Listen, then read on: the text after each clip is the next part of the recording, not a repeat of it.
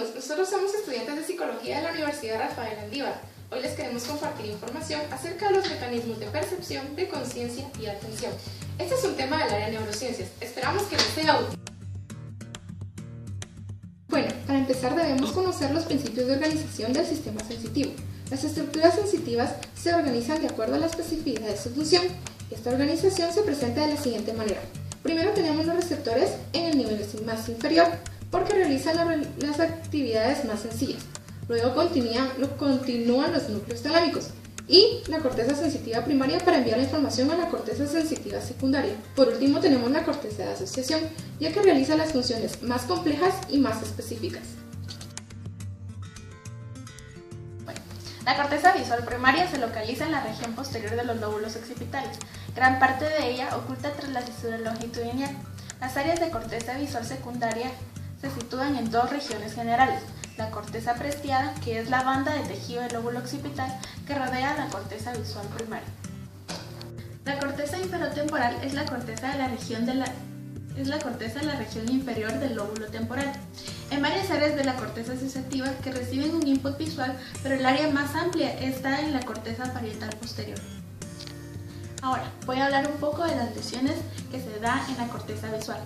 La lesión de una zona de la corteza visual primaria produce un escotoma, que es una zona de ceguera, en la zona correspondiente del campo visual contralateral de ambos ojos. A los pacientes con este tipo de lesión se les suele aplicar una prueba, que la cabeza queda inmóvil, se les pone la barbilla sin moverse y luego se les tapa un ojo y miran hacia un punto fijo. Luego de ver este punto fijo, se les hace un destello de luz, centella entonces en diversos puntos de la pantalla y el paciente aprieta una tecla para registrarse cuando no ha visto el destello de la luz.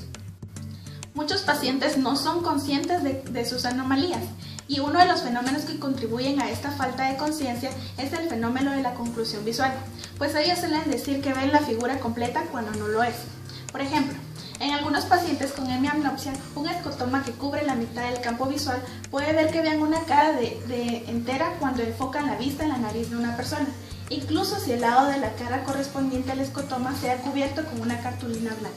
Como siguiente lesión tenemos a las escotomas, que es la visión ciega. Se debe a una lesión en la corteza visual primaria. Esta se refiere a la capacidad que tienen tales pacientes de responder a estímulos visuales, que inciden en sus escotomas. Aun cuando no son conscientes de los estímulos de todas las capacidades visuales, la percepción del movimiento es la que tiene más probabilidad de persistir tras un daño de la corteza visual primaria. Como siguiente punto también hablaremos acerca de la audición y empezaremos hablando sobre el sonido.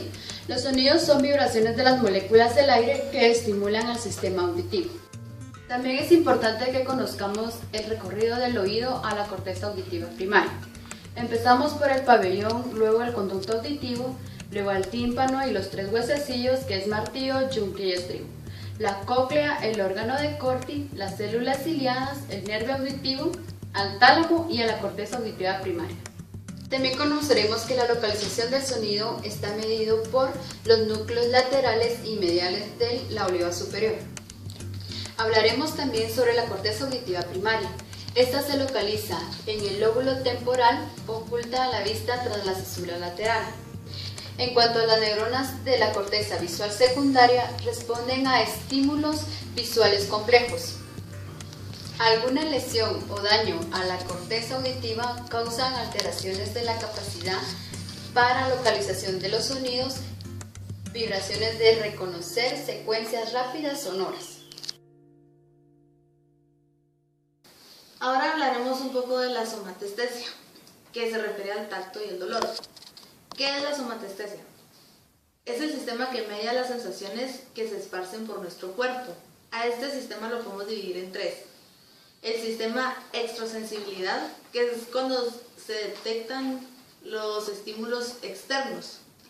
El segundo es el sistema propiosensibilidad, que es el que registra la información que tiene que ver con la posición del cuerpo.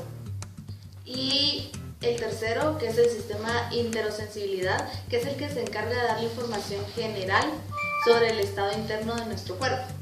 Los receptores cutáneos son los receptores en la piel.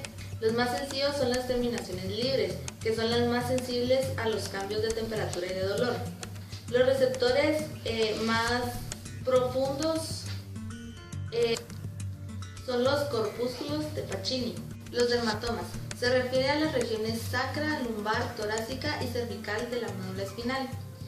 También existen dos vías somatosensitivas ascendentes principales, que son el cordón dorsal del sistema lemnisco-medial y el sistema anterolateral. ¿Cuáles son los daños de la corteza somatosensitiva primaria? Por lo general pueden ser moderados. Se disminuye la capacidad para detectar los roces suaves en la piel y también se disminuye la capacidad para reconocer los objetos mediante el tacto. Las agnosias. Existen dos tipos principales de agnosias somatosensitivas. Está la estereoagnosia, que es la incapacidad de reconocer los objetos por el tacto, y la somatoagnosia, que es la incapacidad de reconocer las partes de nuestro propio cuerpo. La somatoagnosia a menudo va acompañada de agnosia, que es la falta de conciencia de los propios síntomas. Por último, hablaremos de los sentidos químicos. Se les da ese nombre porque inspeccionan el contenido químico del ambiente.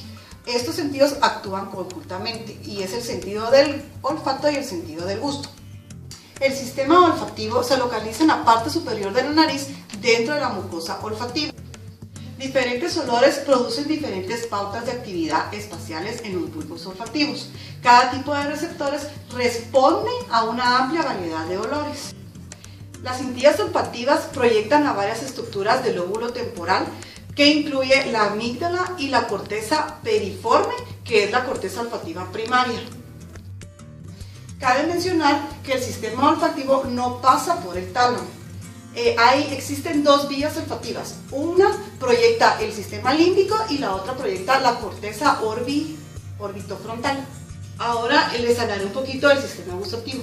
El sistema gustativo, los receptores se encuentran en la lengua y en la parte de la cavidad bucal y forman los botones gustativos y se sitúan en las papilas.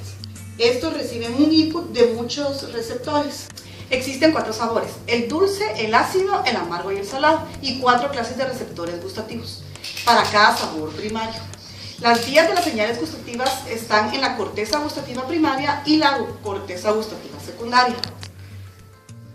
El recorrido del sentido del gusto empieza en el núcleo solitario, pasa por el nervio vago, atraviesa la cavidad bucal, luego va al nervio glosofaringeo y por último a la lengua del nervio facial. Los sentidos químicos es la anosmia, que es la dificultad para oler, y la ageusia, que es la dificultad para saborear.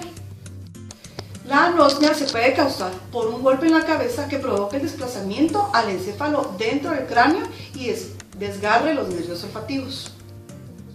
La ageusia es poco frecuente debido a que las señales sensitivas que parten de la boca son transportadas a través de 3 vías totalmente independientes. Amigos, y así es como finalizamos nuestro tema. Esperamos que les sea de mucha utilidad. Déjenos sus comentarios. Adiós.